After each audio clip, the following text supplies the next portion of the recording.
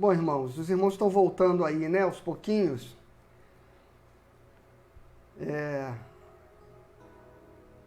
Estas coisas de aula virtual, né? Começou a entrar mensagens aqui da aula que a minha filha estava assistindo aqui pelo meu computador. E aí, quando eu fui apagar a janelinha ali que abriu, a janelinha apagou e eu cliquei em cima do interromper transmissão. Então, teremos que recomeçar todo o processo. Claro, eu não vou falar tudo de novo, né? Mas a gente continua de onde a gente parou. Todo mundo está me ouvindo bem? Todo mundo está reconectando aí? Vou esperar um pouquinho até que os irmãos retornem.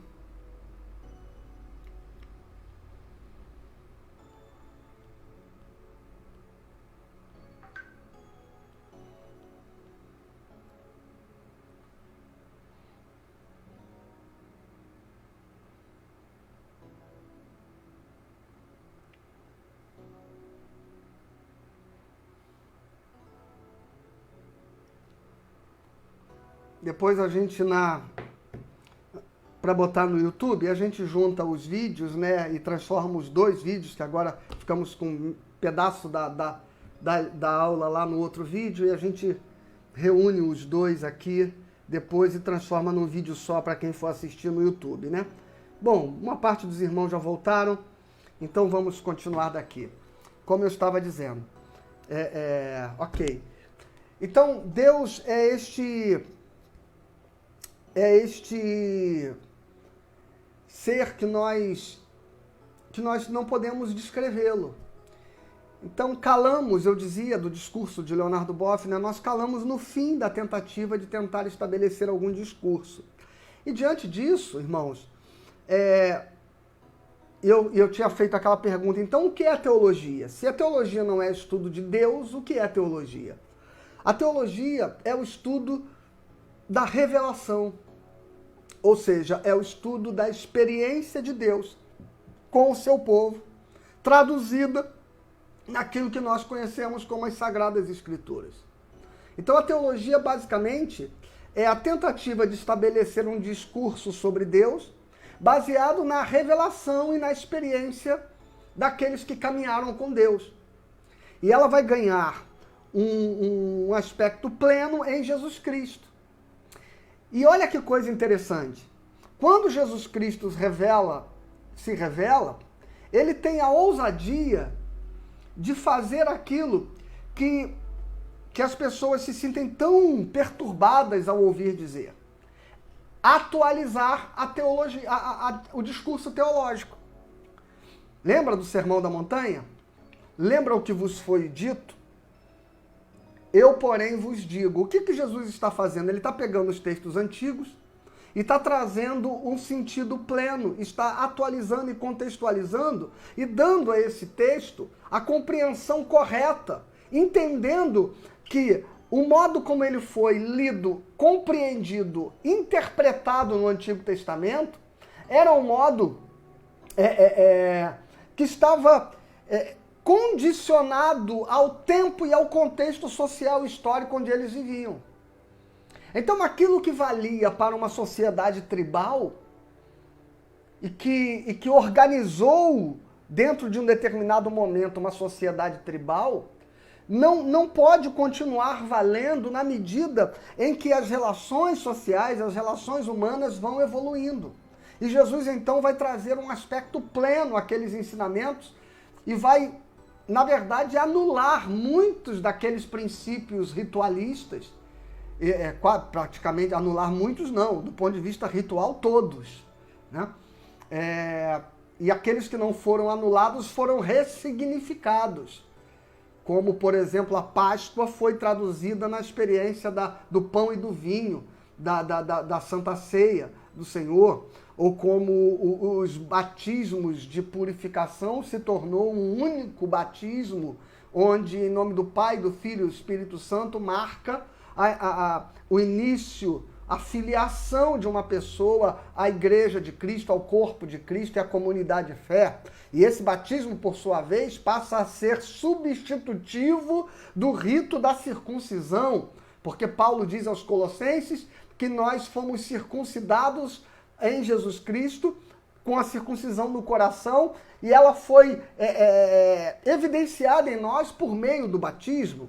E isso, por exemplo, é o que vai dar o fundamento teológico do pedobatismo, ou seja, do batismo infantil, equivalendo não ao batismo da purificação de João Batista, mas equivalendo à marca da identificação daquele que é povo de Deus e daquele que é família de Deus, por intermédio da circuncisão. Então, isso tudo que Jesus atualizou quando ele se apresentou como a revelação plena de Deus, foi ganhando então esta forma.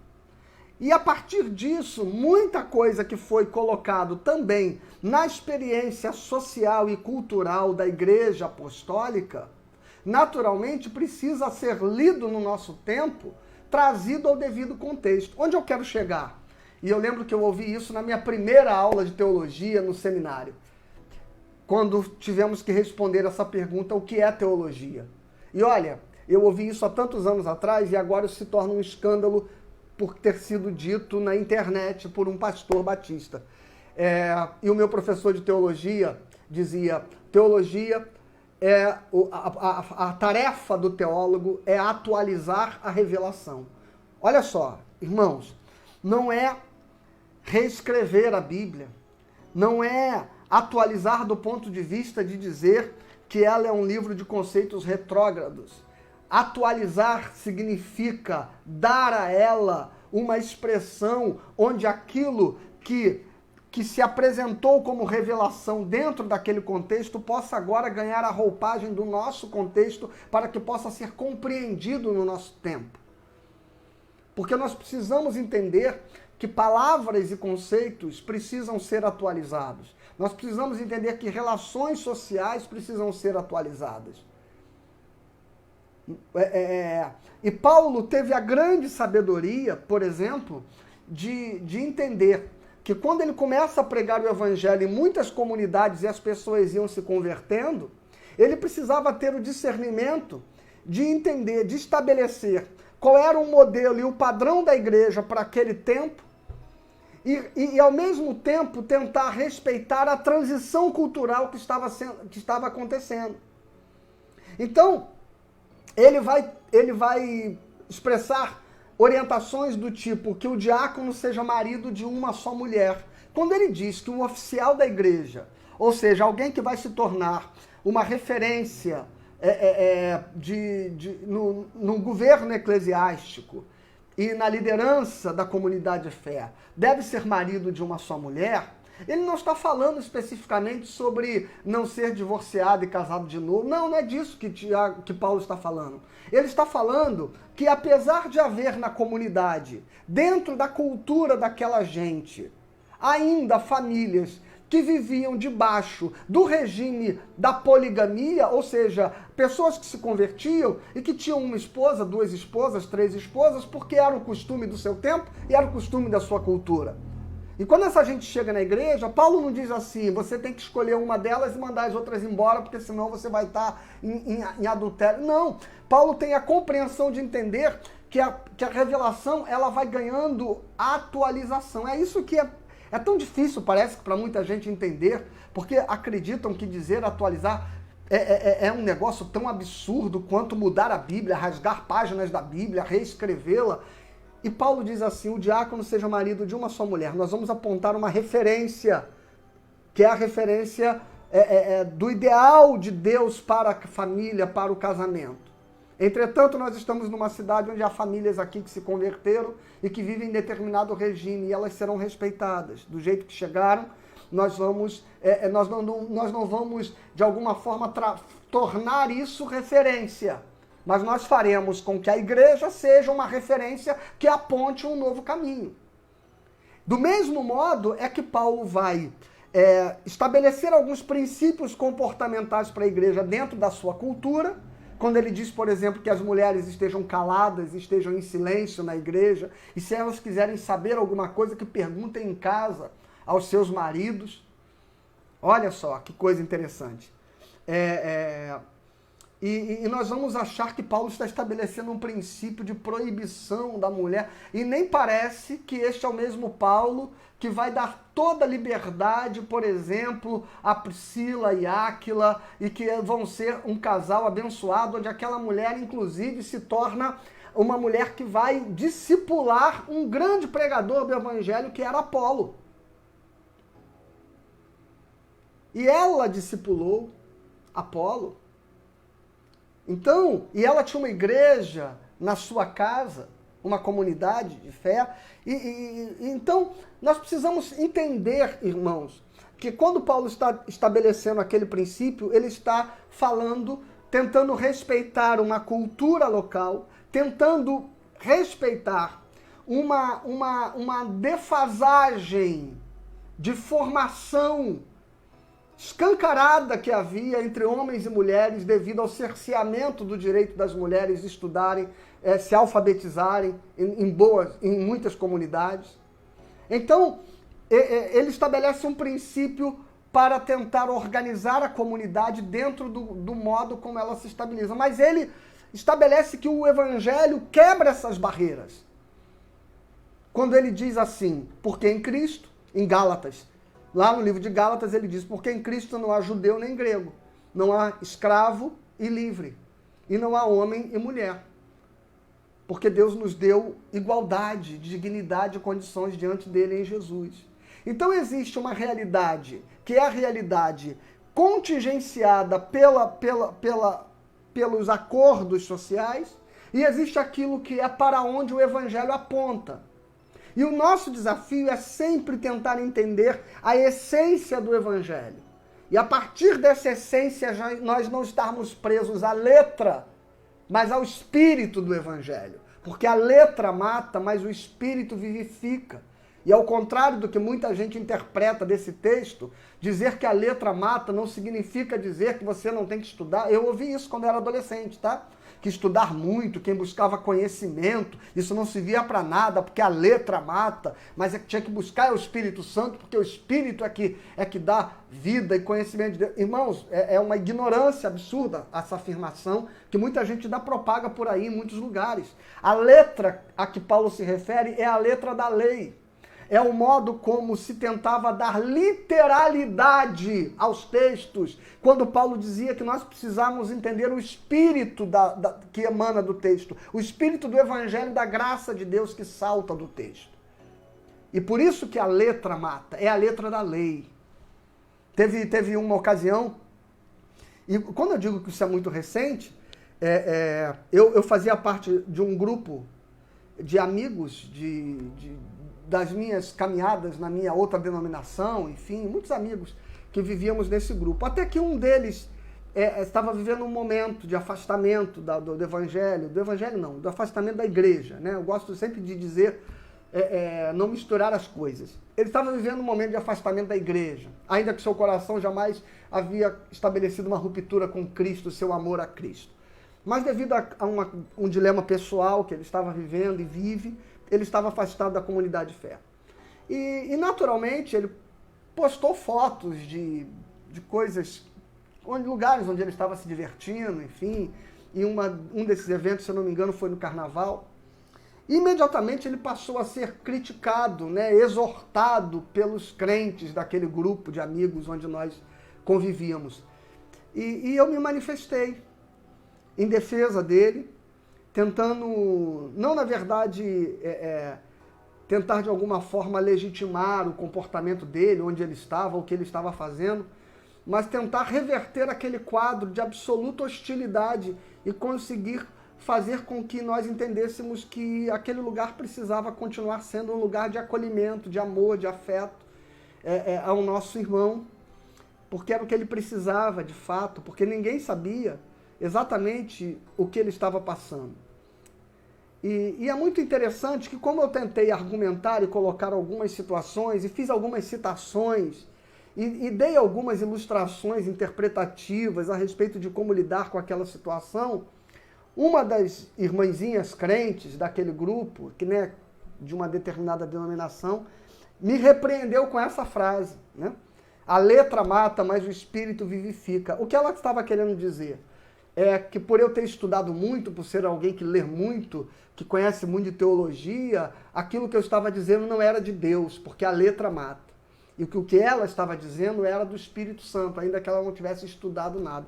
Veja, é uma distorção tão infantil da Bíblia, que revela exatamente o quanto as pessoas não conhecem as Sagradas Escrituras, não aprendem as Sagradas Escrituras e não são ensinadas as Sagradas Escrituras. E acreditam que por ouvirem aquelas palavras todas que ouvem nas suas reuniões, nos seus encontros, que na verdade se tornam um grande arcabouço de espiritualismo, muito mais efetivamente do que ensinamento profundo das Sagradas Escrituras. Então a gente ouve pessoas dizerem estas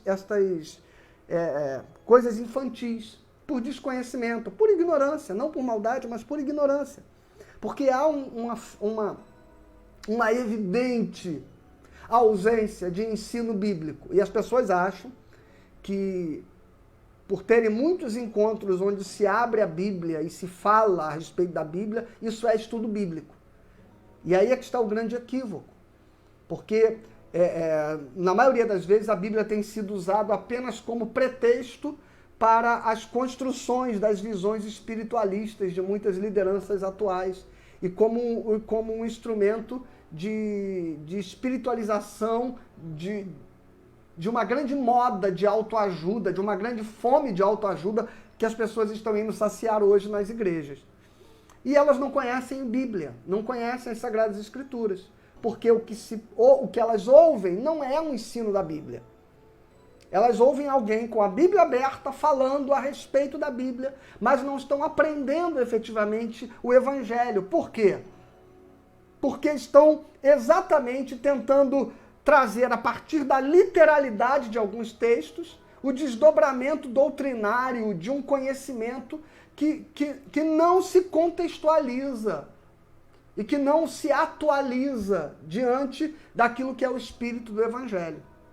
Eu dei um exemplo num texto que escrevi. É como se eu ouvisse Jesus contar uma parábola dizendo assim: se alguém te pedir a capa, dá também a tua túnica. E eu disser assim: não uso capa, não uso túnica, este texto não se aplica a mim. Entende? Seria tão ingênuo eu não contextualizar, não atualizar capa e túnica para aquilo que são elementos essenciais da minha subsistência. Ok? Porque um viajante, por exemplo, morreria de frio sem a sua capa. Então é alguma coisa da qual você não pode abrir mão. Porque a sua sobrevivência depende daquilo. Por isso que é tão interessante quando Bartimeu, o cego de Jericó, Jesus o chama, o texto é enfático em dizer, e ele imediatamente se levantou e lançou de sobre si a sua capa. Porque é como se ele estivesse exatamente entendendo que a dependência da sua existência não está mais na capa, que mantinha ele aquecido no frio da beira daquela estrada. Então, não, mas eu não uso capa, eu não uso túnica. Então esse texto não se aplica para mim. Claro que se aplica, desde que eu o atualize, desde que eu me pergunte o que seria para o meu tempo capa e túnica. O que significa na nossa experiência do século XXI a capa e a túnica? Para muitos isso pode ser o seu celular, por exemplo, seu carro, o conforto da sua casa, suas economias bancárias. Tudo aquilo em que você baseia a sua estabilidade, a sua segurança física, emocional, enfim, estrutural. Se você não atualizar isso, você vai entender então que esse texto não vale para você. E do mesmo modo que eu preciso atualizar textos para que eles sejam aplicáveis ao meu tempo, já que não estamos mais no tempo de capa e túnica, E é por isso que é tão estranho que até hoje, no século XXI, ainda hajam pregadores apocalípticos pregando a respeito de uma batalha do Armagedon no Vale de Megido, se referindo à batalha de Gog e de Magog, e falando a respeito de um conflito campal que vai acontecer exatamente naquele lugar, e se referindo a espadas e lanças, e como se nós estivéssemos ainda diante daqueles eventos e daquela forma de se fazer guerra nos tempos antigos. Como se as guerras hoje não fossem travadas por aviões, jatos, navios, encouraçados, submarinos, enfim. E as pessoas continuam entendendo que se houver um Armagedon, uma batalha campal, será uma disputa de um exército de um lado, de um exército do outro, no Vale de Megido. É porque não consegue atualizar. E aí vão continuar dando interpretações antigas a textos que precisam ser contextualizados. Esse é o nosso desafio ao ler a Bíblia. Para que as pessoas não se espantem com a tarefa da teologia é atualizar a revelação. E se isso serve para que eu possa aplicar determinados textos no meu tempo, também serve para que eu entenda que determinadas expressões não são aplicáveis ao nosso tempo. Mas a Bíblia não é... Assim como Jesus disse, que determinadas manifestações e ditos e ordenanças que haviam sido feitas no Antigo Testamento não valiam mais e não deveriam ser lidas mais daquele modo a partir da revelação nele, do mesmo modo nós precisamos também entender o que mudou no contexto social até hoje. Ou será que nós vamos continuar pegando, por exemplo, a história de Filemon, para continuar legitimando relações de trabalhistas análogas à escravidão? Como Paulo, por exemplo, tem orientações, e Pedro, ao comportamento dos escravos diante dos seus senhores. E o escravo cristão, ele deve... Percebe como a coisa precisa ser trazida para o contexto? Ou este silenciamento da mulher, cujo marido ímpio a oprime. E aí a gente diz, não, ela tem que ficar ali em silêncio. É como se nós quiséssemos trazer as experiências de violência sofridas e relatadas da dureza com que viria, por exemplo, Mônica, mãe de Agostinho de Hipona.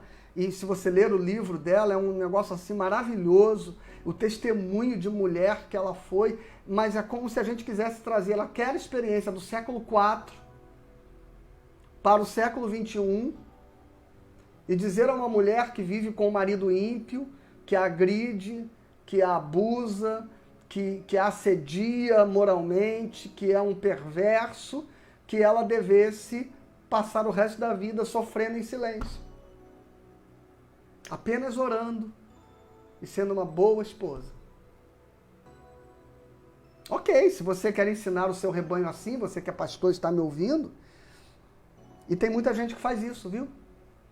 O que tem de mulher crente que apanha do marido em casa e que está em silêncio porque o pastor diz que ela tem que ficar em silêncio e orar, e apenas orar para Deus converter o seu marido. Deixa eu dizer uma coisa, para fechar esse parênteses aqui, porque não é o meu assunto. Eu vou dizer uma frase do pastor reformado da Igreja Presbiteriana de Nova York, o Tim Keller. O Tim Keller tem uma bela frase que ele diz assim: se uma mulher ela for agredida pelo seu marido, ela deve exercer para ele todo o seu amor cristão, orar por ele e perdoá-lo. E depois de ter orado por ele e perdoado, ela deve buscar, por todos os meios possíveis, diante da justiça e da polícia, que ele seja imediatamente preso. É assim. nós vamos exercer o nosso amor cristão, o nosso perdão, mas nós vamos entender que nós estamos debaixo de uma sociedade que garante direitos, garante dignidade, que garante e que há instrumentos legais para que pessoas não sejam escravizadas, não sejam abusadas, não sejam violentadas e não vivam debaixo dessas condições. Quando Martin Luther King Jr. liderou o movimento pelos direitos civis nos Estados Unidos, e hoje todos aplaudem a figura do Martin Luther King Jr., as pessoas esquecem que muitos pastores conservadores do seu tempo tentaram dissuadi-lo de liderar aqueles movimentos, de falar naqueles protestos. E sabe qual era o argumento? Reverendo, o nosso papel deveria ser apenas orar e evangelizar, para que se os brancos, eles discriminam os negros, eles possam se converter e passar a amá-los. E a resposta de Martin Luther King foi muito objetiva e muito clara. E ele disse, ok, irmãos, nós vamos continuar orando e pregando para que eles se convertam e passem a nos amar. Mas até que ele se converta e me ame, eu vou lutar para que haja leis, para que ele pelo menos me respeite.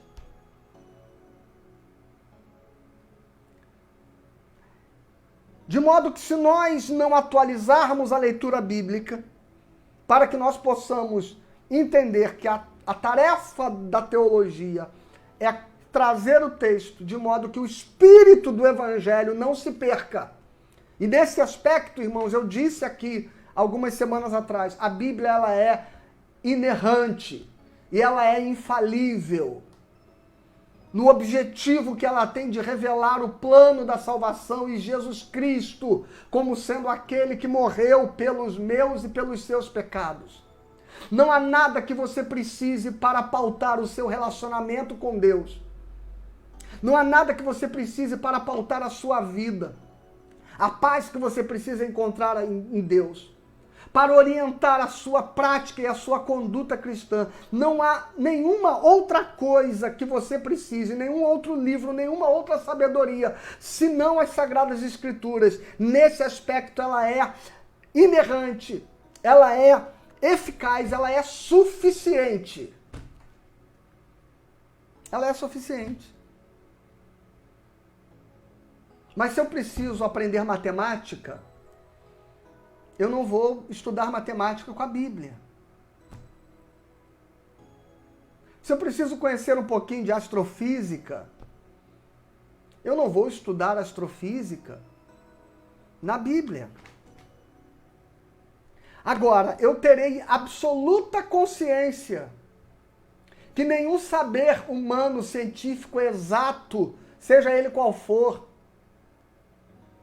com todos os seus fundamentos e critérios, poderão roubar de mim a fé que eu tenho no mistério do Deus que se revelou a mim pelas Sagradas Escrituras. Porque a Bíblia, ela é tudo o que eu preciso para conhecer a Deus e me relacionar com Ele. Então, desculpe se você ouviu o pastor dizendo lá no seu sermão, para alguns temas, a Bíblia não é suficiente, que você tenha achado que ele estivesse dizendo que a Bíblia é um livro, que não, a Bíblia responde a tudo que você precisa saber a respeito de Deus e do seu relacionamento com Ele e do modo como Ele deseja salvar você através de Jesus Cristo. Ela é a revelação de Deus, do plano da salvação. E é nisso que nós nos apegamos. E o grande erro que os teólogos fazem, muitas vezes, pastores e pregadores, é quererem para cada espirro da natureza pegar a Bíblia para explicar. Para cada soluço do universo, ele achar que ele encontrará uma explicação. Como se Deus tivesse que nos dar satisfação a respeito de toda a imensidão do universo.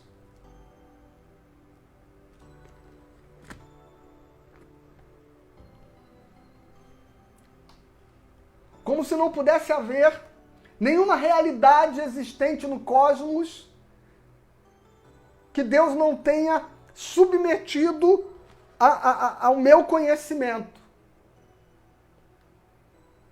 É quase como se Deus tivesse que me pedir autorização. Caso queira fazer algo, ou tivesse feito algo que não está objetivamente relatado nas Sagradas Escrituras. Irmãos, aqui está a palavra. E sabe qual é o objetivo dela? Jesus não diz: examinais as Escrituras para você entender de ciência, de astronomia, de biologia, de geologia, de arqueologia, de sociologia. Jesus diz: examinais as Escrituras, porque são elas que testificam de mim, e julgais ter nelas vida eterna. Aleluia! E é este propósito que as Sagradas Escrituras quer atingir o seu coração. Com este propósito. Bom, eu acabei praticamente saindo do meu tema inteiro, porque eu ia continuar falando do Velho Testamento e vou, né? Tem algum tempinho ainda? Mas eu precisava, né? A gente ficou 2 semanas aí falando de outro tema, precisava colocar todo mundo na mesma página. Até porque pode ser que tenha gente que não acompanhou aí a sequência de todas as nossas exposições e explanações. Então, eu acho que foi importante que a gente pudesse estar na mesma página. Vamos, então, retomar o papo lá do Velho Testamento. Então, eu comecei falando da Torá, os 5 livros da lei. Mas eu disse, o Velho Testamento não é a Torá. A Torá é uma parte do Velho Testamento.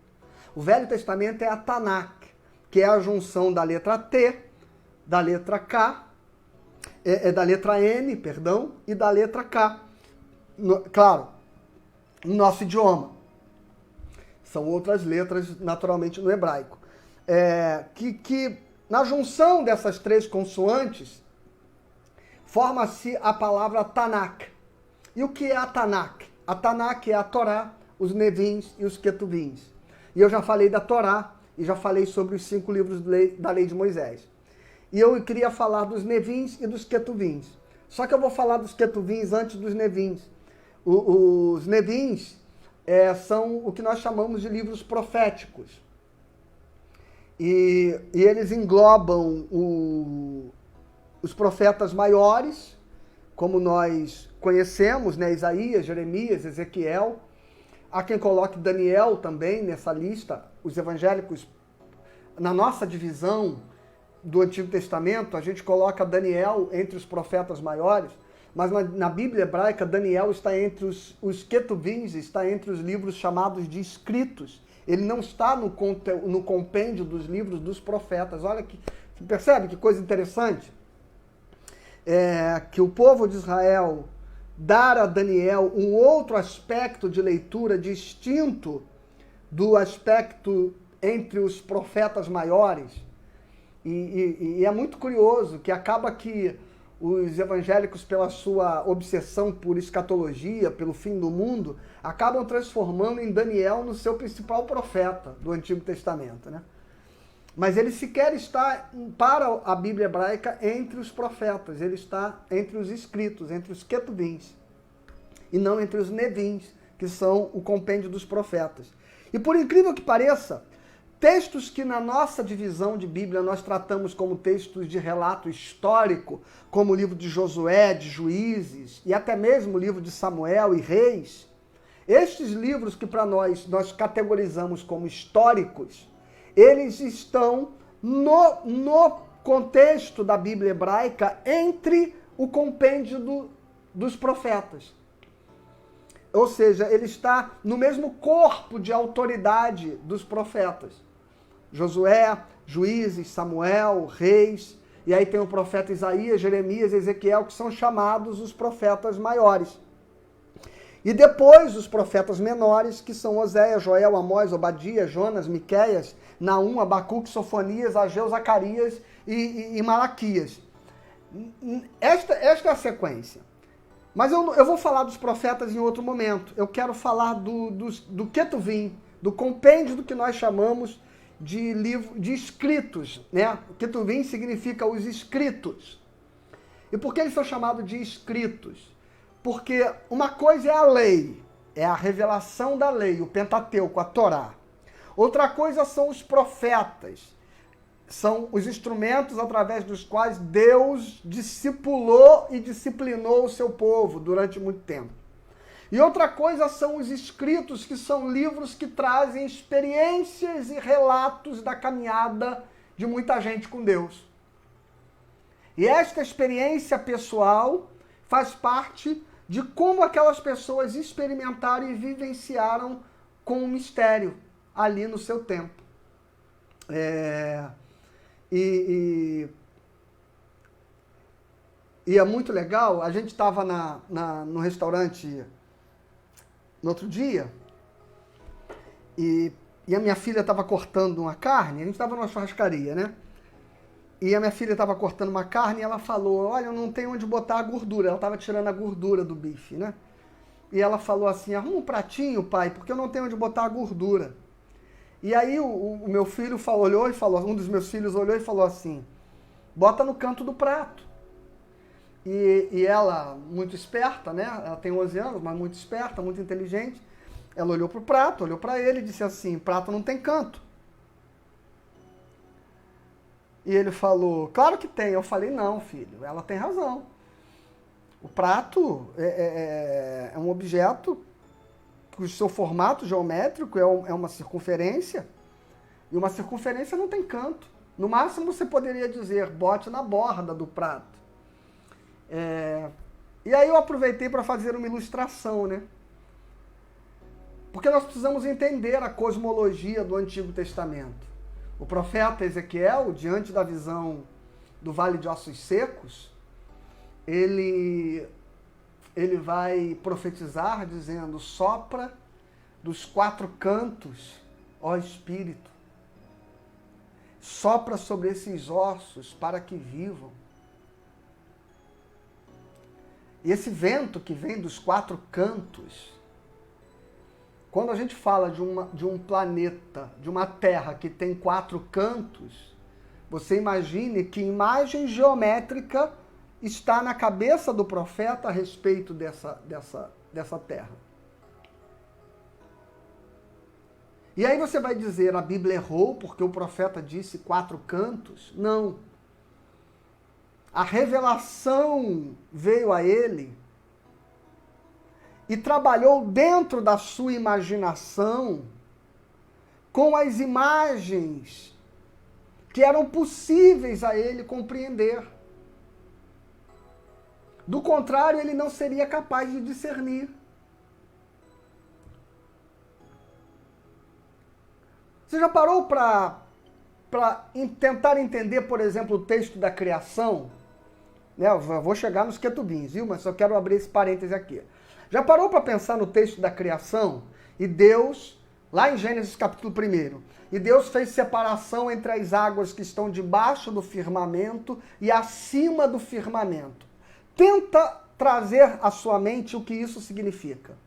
O firmamento, as estrelas estão no firmamento. O sol e a lua são luzeiros que, segundo o texto, Deus colocou no firmamento. E Deus fez separação entre as águas debaixo do firmamento, as águas que estão aqui, o mar, os rios, né? Primeiramente eram só águas, depois Deus mandou separar a porção seca da terra molhada. Mas antes de separar a terra seca das águas, no texto da criação, Deus manda que se separe as águas debaixo do firmamento e as águas de cima do firmamento. Ora, as águas acima do firmamento significa que a chuva, quando viesse a cair, ela viria de um lugar no céu que estaria acima das estrelas, porque as estrelas estão no firmamento. E o que seriam as águas acima do firmamento? E é por isso que você vai entender, então, que quando nós chegamos em Gênesis capítulo 6, onde a Bíblia vai narrar a respeito do dilúvio, e diz que não havia chovido ainda sobre a terra, mas apenas uma pequena orvalho regava a terra. Quando o dilúvio caiu, o texto relata que se abriram as comportas do céu. Olha, gente, a imagem que está sendo ilustrada na mente do redator do texto. É como se houvesse uma grande cobertura, vamos chamar de uma grande abóboda.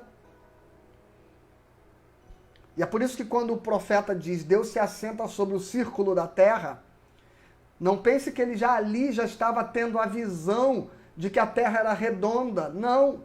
Ele continuava com a visão de que a terra era plana e possivelmente quadrada.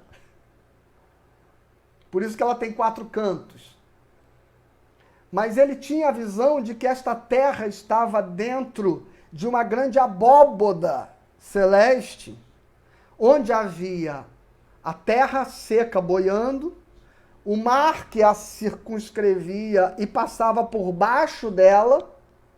Por isso que há um sentido muito diferente daquele que a gente interpreta quando diz todo ser que está nos céus, na terra e debaixo da terra. A gente logo traz isso para uma leitura do mundo espiritual. Mas o cara estava falando de uma coisa muito mais simples na cosmovisão daquele tempo. As criaturas do céu, as criaturas da terra e as criaturas que travegavam nos oceanos, naquilo que eles chamavam de abismo e que possivelmente viviam aqui abaixo da terra.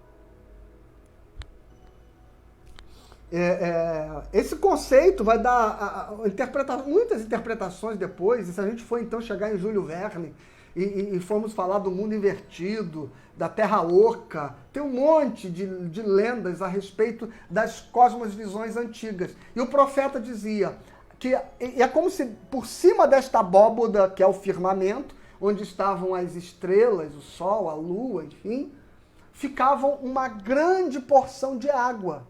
E quando choveu no dilúvio, é porque as comportas do céu abriram para que aquelas águas que estavam retidas se precipitassem. Você consegue entender o quanto a cosmovisão daquele tempo, ela limitava a descrição dos fenômenos físicos da natureza? E hoje você sabe que a chuva não vem de cima do firmamento. A chuva vem das nuvens que estão muito abaixo do firmamento.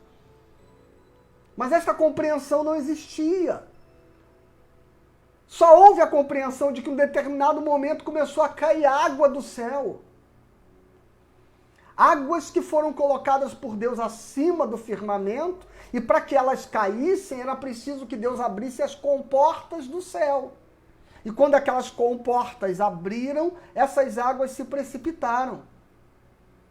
Agora imagine se depois de todo o conhecimento que nós temos sobre o ciclo da água, sobre a evaporação, sobre a formação das nuvens, a condensação, a precipitação da água e todo este ciclo que nós conhecemos, nós continuássemos defendendo a ideia de que existe uma represa de águas acima do firmamento que Deus abre as comportas para que chova.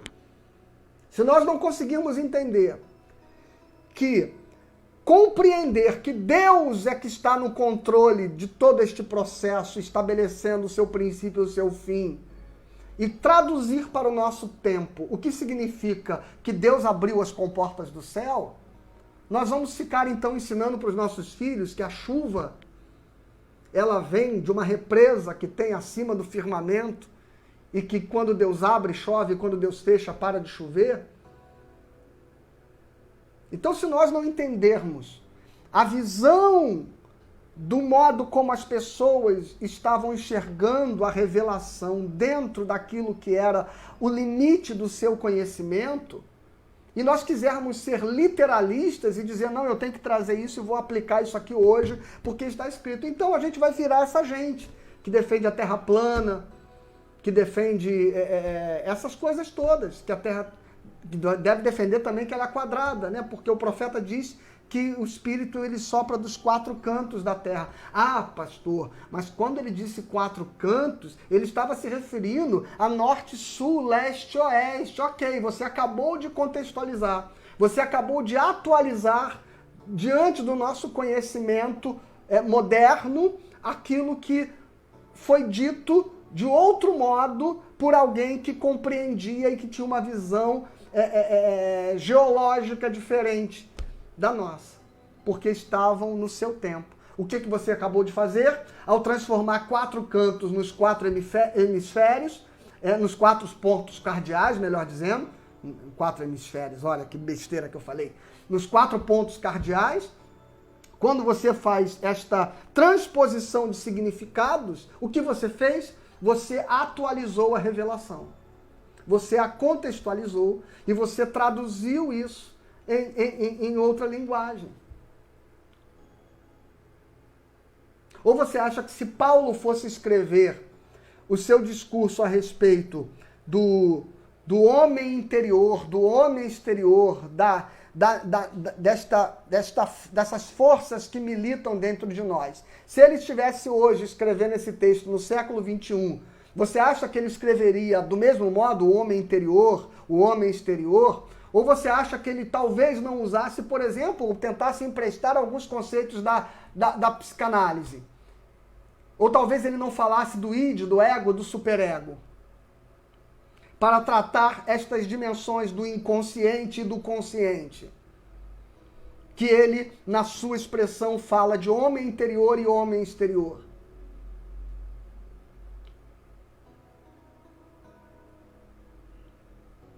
Compreende isso?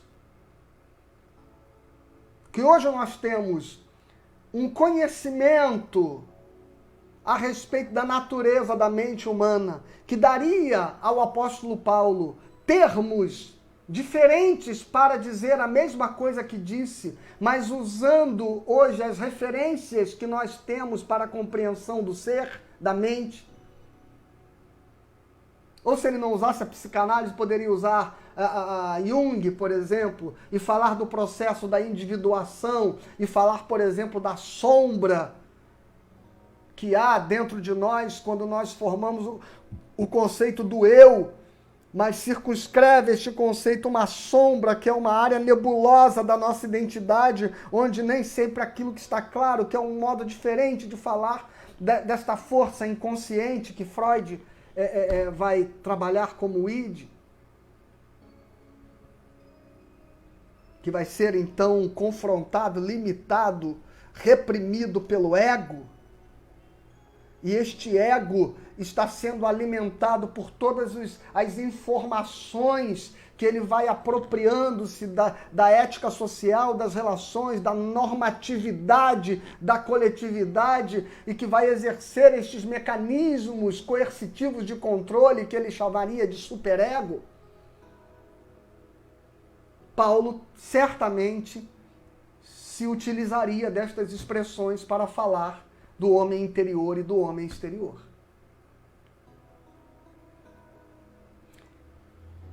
Então, é isso que significa nós termos a capacidade de, ao ler a Bíblia hoje, tentar trazer, entender qual era o ambiente que aquela pessoa estava vivendo para relatar a história daquele modo. Por que Abraão vai compreender que Deus está pedindo a ele o seu filho em sacrifício? Que ideia mais estapafúrdia você achar que Deus pediria alguém para sacrificar o seu próprio filho? Claro que não! Mas todas as culturas e todas as crenças daquele tempo no qual Abraão estava existindo, elas se relacionavam com as suas divindades apresentando sacrifícios humanos. Era um modo de expressar a sua adoração, sua obediência, sua devoção. E Deus, na verdade, vai usar esta cultura para dar uma grande mensagem a Abraão. Exatamente estabelecendo a ruptura com aquela lógica primitiva. Estas são compreensões que você precisa ter ao tentar entender e ler o Velho Testamento. Para que você não fique começando a construir na sua cabeça um Deus vingativo, um Deus cruel, um Deus que mata criança, um Deus que mata pequeninos inocentes. Porque se você não conseguir ler o Velho Testamento dentro do seu contexto histórico-social, então é essa a interpretação que você vai ter. Que Deus é um cara muito mau. Pelo menos lá no Velho Testamento. Ou então você vai ter a capacidade de discernir que aquele era o modo como aquelas sociedades se organizavam. E não havia como eles manifestarem ou expressarem o seu relacionamento com Deus e a sua obediência a Deus e construírem naquele momento a expressão desta revelação, se não dentro daquele contexto onde eles viviam.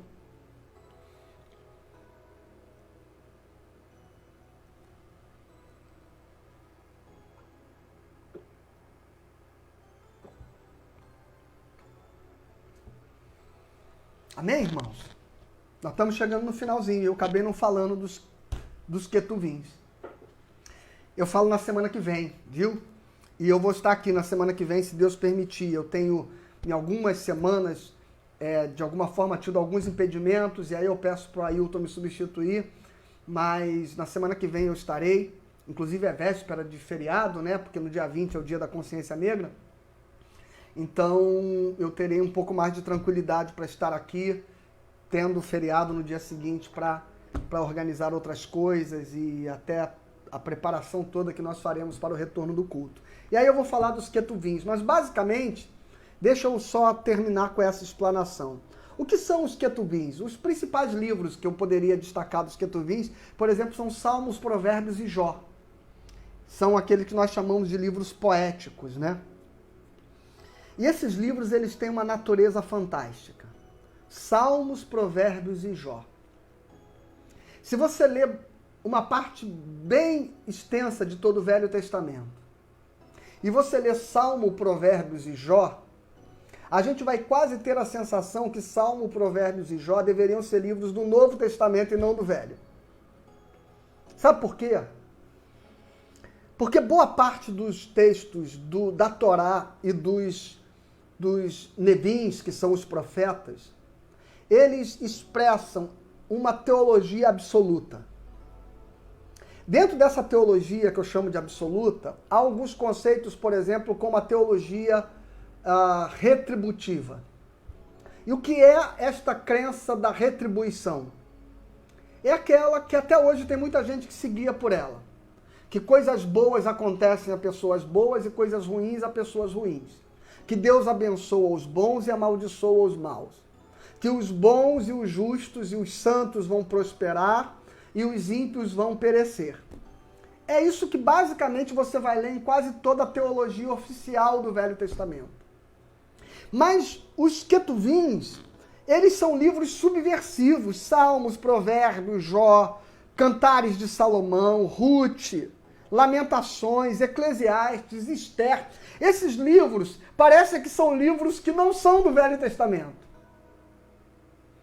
E por isso que eles estão dentro de um compêndio chamado de quetuvins, de escritos.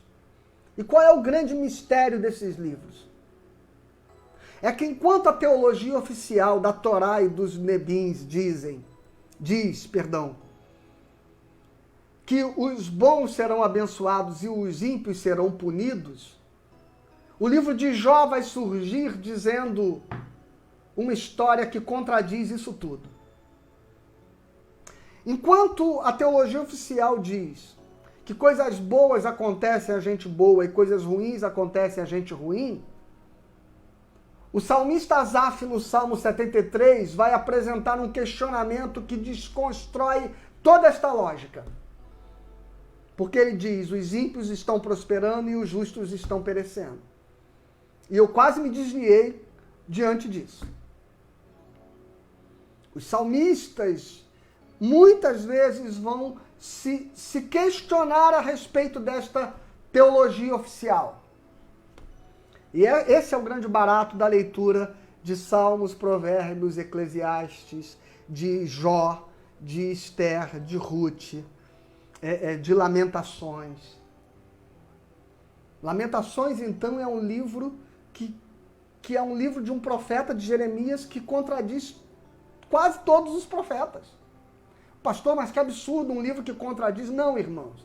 É porque você precisa entender o objetivo de um livro e o objetivo de um outro livro. Então existe uma lógica eterna e espiritual, mas existe uma vida que ela é contingente e temporal. O que significa que boa parte daquilo que está, do ponto de vista das promessas de Deus, elas se concretizam no plano da eternidade. Mas na contingência da vida, na história do tempo, a gente vai dar conta da vida com as suas suscetibilidades, com os seus sofrimentos, suas dores. E é exatamente nos livros escritos que vai surgir textos que dizem assim: a mesma coisa acontece ao ímpio e ao justo, ao que sacrifica, ao que não sacrifica. O sol nasce sobre os bons e os maus. Jesus vai depois reafirmar isso lá no Novo Testamento. Então, os escritos, eles são como um oásis de graça de Deus no contexto da Torá e dos profetas. É como se Deus, naquelas experiências, quisesse trazer muito mais daquilo que ele é, do que efetivamente aquilo que estava sendo interpretado na teologia oficial pelos sacerdotes e até pelos profetas. Esses livros são subversivos ao Velho Testamento. E é o barato que a gente vai juntos estudar na semana que vem. Viu? Deus abençoe você. Tem alguma pergunta aí? Alguma coisa que você queira compartilhar? Eu espero que esse papo aqui, sem pé nem cabeça, que a gente teve aqui durante 1h30, tenha te levado a muitas compreensões a respeito da leitura da Sagrada Escritura, viu? Eu estou aqui olhando aqui para os seus comentários. Se você quiser aí compartilhar alguma coisa, se destacar algum ponto aí como algo que falou ao teu coração, fala aí, que é o tempo aqui de eu dar uma olhadinha e se puder até responder alguma coisa que você queira colocar. Divide aí com os nossos irmãos aí a sua compreensão. Eu peço para você fazer isso, viu, irmãos? Porque é um modo de eu me sentir menos isolado aqui, né? De eu sentir que vocês estão comigo aqui, né? Quando a gente interage, isso me dá uma sensação muito legal, porque vocês não sabem o quanto é estranho ficar aqui falando numa sala fechada para uma câmera que está aqui na frente, né? Isso é muito artificial.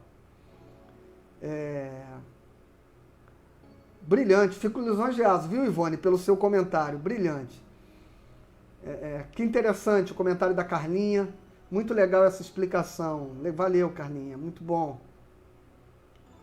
Carlinha dizendo, eu achei muito legal, muito coerente e necessário, ok, bacana.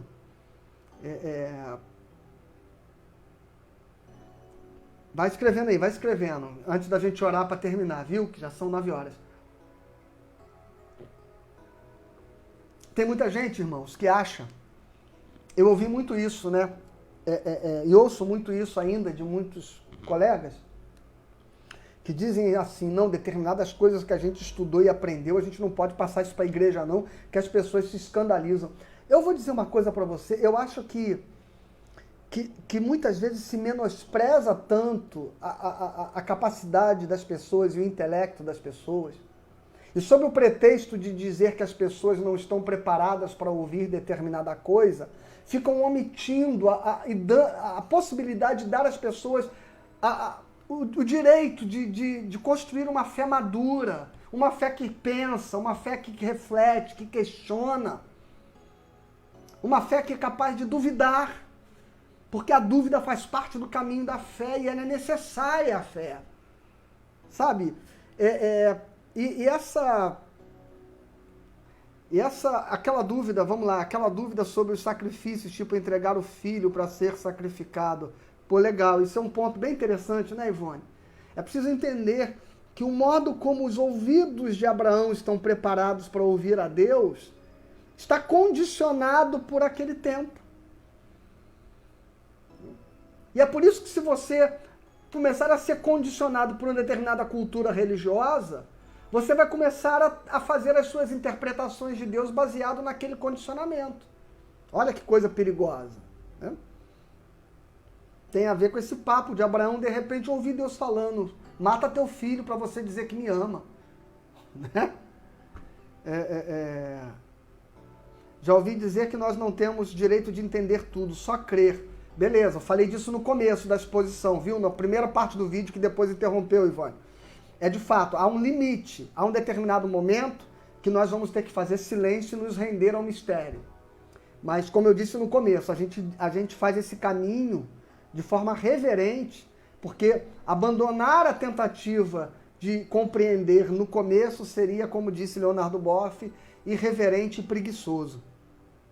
A Carlinha diz, eu concordo, às vezes as pessoas são mais maduras do que se imagina. É bom esclarecer. Eu tenho dito isso, eu comentei isso no outro dia numa conversa com amigos aqui em casa.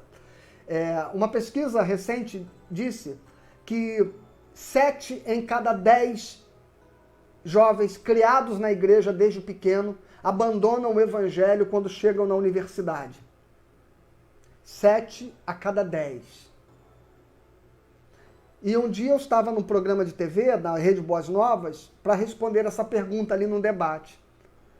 O que está faltando no ensino, na escola dominical, na igreja, que justifique que os jovens estejam indo embora quando chegam na universidade? E as pessoas acham que falta poder de Deus, Espírito Santo, impacto. Não. O que falta é honestidade. De ajudar os nossos jovens a refletirem a sua fé, se permitindo fazer todas as perguntas e se permitindo ter todas as dúvidas que eles têm o direito de ter diante da vastidão do mundo de informações que eles hoje acessam. E como a escola dominical se tornou um lugar de ficar dando feijãozinho com arroz porque as pessoas acham que as pessoas não são capazes de refletir, pois a universidade vai obrigar eles a fazerem perguntas que nunca se permitiram fazer. E sabe o que eles vão descobrir? Que aquilo que eles aprenderam na escola dominical não responde àquelas perguntas. E aí eles vão entrar em crise de consciência. E num determinado momento, eles vão realmente acreditar que tudo que foi ensinado para eles desde pequenininho na escola dominical é um grande conto de fadas. Porque nós não demos às pessoas o direito de amadurecerem, de refletirem e de construírem a sua fé. Irmão, se alguém se escandaliza com esse tipo de ensino e vai embora da igreja porque acha que isso é heresia, e vai dizer que isso é liberalismo, e que isso é querer, ok, vai em frente. É uma opção sua. O que eu quero dizer é que a estatística mostrou que 7 em cada 10 jovens criados na igreja abandonam a fé quando chegam na universidade, na idade universitária. E nós precisamos tentar responder com coragem esse desafio. E essa estatística não é da igreja presbiteriana, não é nas igrejas históricas, não é das igrejas reformadas, nem das igrejas liberais. Essa estatística é no segmento evangélico protestante como um todo. É só a gente parar para refletir. Hoje tem muito mais gente fora da igreja que um dia foi da igreja do que gente de fora da igreja entrando para a igreja. E a gente precisa parar para pensar o que está acontecendo. Falta de profundidade, de substância e de alimento, de conhecimento da palavra. Pastor, eu frequentei há algum tempo uma igreja pentecostal e falavam muito em paráclitos, enviados por Jesus. Bom, não sei o que isso significa não, Jorjão. Paráclito é uma expressão atribuída no Novo Testamento à pessoa do Espírito Santo. Eu vos enviarei o Consolador. A palavra que está ali no grego é paráclito. E esse paráclito é uma figura muito interessante no conceito jurídico romano, porque era alguém que poderia ficar ao lado do réu, ajudando e consolando e dando apoio moral e emocional a ele diante do seu julgamento. Ou seja, não era exatamente a figura do advogado, era a figura de um auxiliar emocional, de um amparo, de uma sustentação consoladora ao lado do réu. Essa figura do paráclito, Jesus usou para se referir ao papel que o Espírito Santo iria operar em nós quando viesse, tá? Então eu não sei o que significa isso que diziam lá nessa igreja que você frequentou. A Genice está dizendo, estudávamos o livro de Gênesis juntos, e Arthur aos 7 anos me perguntou se Deus não queria que Adão e Eva comessem do fruto da árvore do conhecimento. Se Deus não queria que ele comesse da árvore do conhecimento, por que ele plantou? Então, né? Boa pergunta. Por que ele plantou? Eu falei sobre isso numa reflexão que fizemos aqui um tempo desse, viu? Eu respondi isso, viu, Genice?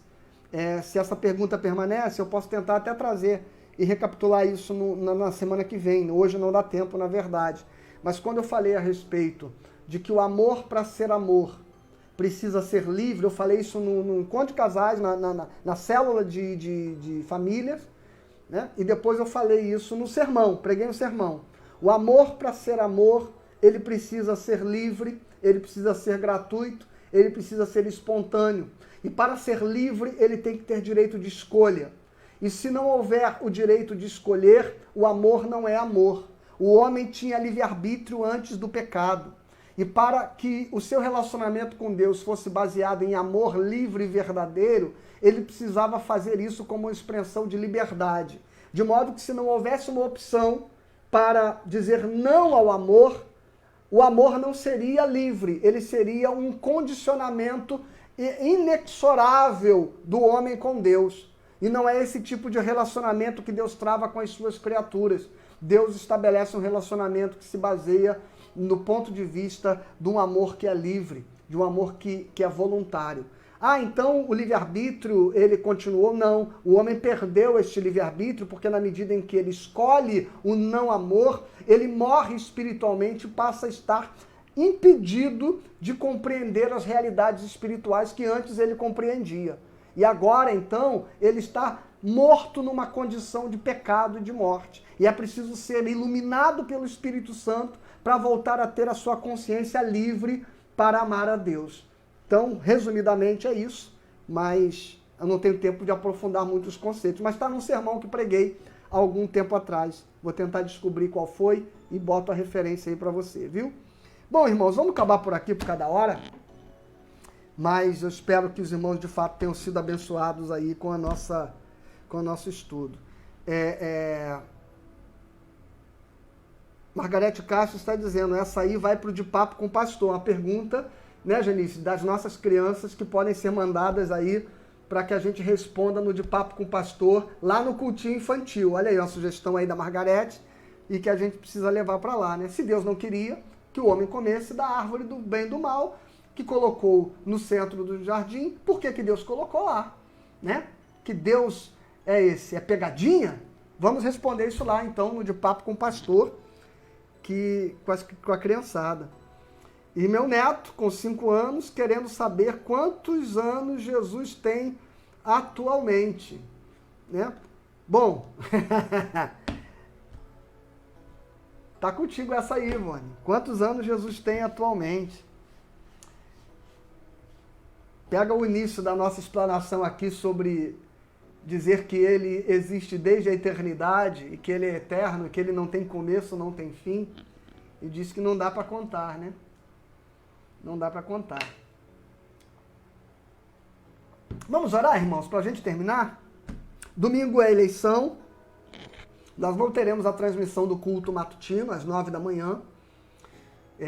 Não teremos atividade da igreja ao longo do horário eleitoral, para que todos possam exercer o seu direito cidadão ao voto. Para muitos é uma obrigação, eu gosto de encarar como um dever cívico. Nossas escolhas são sempre muito difíceis, porque nós estamos diante de um cenário político muito complexo, nós conhecemos todos os enganos que se revelam, né? Mas eu estimulo você a tentar fazer a melhor escolha que você puder, com a sua consciência livre. E se eu pudesse recomendar a você um voto, eu recomendaria da seguinte forma: não vote em ninguém que esteja usando a fé como pretexto para se tornar político. Eu voto na contramão desta lógica de uma igreja que quer se estabelecer no poder. Vote em gente que você acredite que esteja efetivamente alinhado com seus princípios, enfim. Mas não use esta lógica religiosa, tá bom? Porque toda pessoa que se apresenta como candidato em nome da igreja, em nome da fé, ou quer tornar Deus o seu cabo eleitoral, na minha lista, ela já vai lá pro final. Mas essa é uma posição minha, viu? O que não significa que você não se sinta livre para votar num candidato religioso. Faça isso se você entende que o projeto, que as propostas, que aquilo que ele defende está alinhado com aquilo que você acredita para o bem comum. Mas não faça por mera conveniência religiosa. Tá bom, irmãos? Nós não vivemos numa teocracia, nós vivemos num Estado laico. Se o candidato religioso tem propostas que valem a pena você investir nelas, vote nele. Se o candidato não religioso tem propostas que você acredita e que você acha mais justas, mais coerentes, mais eficazes, então vote no candidato não religioso. Só não vote no religioso por ser religioso e não deixe de votar no não religioso porque ele não é religioso. Porque aí você está misturando as coisas. Eu vou repetir aqui uma ilustração que foi feita pelo pastor Hermes Fernandes, num programa da TV Boas Novas. Martim Lutero dizia que Deus governa o mundo com seu braço esquerdo e seu braço direito. Onde o seu braço esquerdo seria o poder secular político, as leis, as normas que regem a sociedade. Este seria o braço esquerdo de Deus. E o seu braço direito seria a expressão do seu amor e da sua graça, representado pela sua igreja. Então, o Estado e a igreja são modos de Deus agir no mundo. Aleluia. Sabe o que acontece quando essas coisas se misturam? É como se a gente fizesse Deus cruzar os braços. E quando mistura o Estado com a igreja, Deus cruza os braços. Nenhum dos dois cumpre o seu papel. Que essa ilustração fique aí na sua mente, tá bom? Então eu repito, vote no candidato religioso se as suas propostas significarem para você aquilo que é melhor para o bem comum e para a gestão da cidade. Vote no não religioso se você enxergar estas características nele. Só não vote no religioso por ele ser religioso. E não deixe de votar no não religioso por ele não ser religioso. Não faça com que o braço esquerdo e o braço direito de Deus se cruzem. Não misture as coisas. Paz ao seu coração, que Deus abençoe a sua vida, em nome de Jesus Cristo. Pai, obrigado por essa noite, obrigado por esse encontro. Despede em paz o teu povo, abençoe cada lar, cada família, cada pessoa que está vivendo momentos difíceis, de dor, de lágrimas, de enfermidade, e que nós possamos, dentro dessas ilustrações que aqui dividimos, poder ler a tua palavra com um discernimento aberto a compreender que cada história se deu dentro de um contexto e dentro de uma compreensão, e que é o nosso desafio tentar entender aquilo que é palavra eterna, imutável, suficiente, inerrante, infalível de Deus para os nossos dias, e que é esta palavra viva. Mas para ela ser viva, ela precisa deixar de ser um elemento de museu, algo que a gente olha com as mesmas formas do passado, mas algo que de tão vivo se manifesta com o rosto e a cara do nosso tempo. E que isso não signifique para nenhum de nós qualquer coisa que nos cause escândalo, que nos pareça heresia, mas que seja tão somente o desafio de fazer com que Jesus Cristo seja uma realidade presente entre nós. E que Ele esteja entre nós de um modo tão parecido conosco, como Ele era parecido no seu tempo com toda aquela gente, ao ponto de ter que ser beijado por Judas para que fosse distinguido da multidão. Senhor, que assim seja o Evangelho entre nós, que a gente seja tão surpreendente, tão gracioso, tão amoroso e tão sobrenatural, mas ao mesmo tempo que a gente seja tão comum, tão perto das pessoas, tão junto delas, tão parecido com elas, ao ponto delas poderem se aproximar de nós, sem medo, sem receios, sem temores, sem escândalos, sem preconceitos, mas que a gente seja gente que viva como gente, que frequente a casa de gente que é gente, que participe da vida de todo mundo que é só gente, e que nesta nossa forma tão humana de existir, a diferença que há em nós se revele de um modo sobrenatural através do Teu Espírito Santo. É o que eu te peço no nome de Jesus. Amém. Aleluia. Louvado seja o Senhor. Deus abençoe você. Até domingo, 19 horas, onde nós estaremos no nosso culto vespertino. Amém.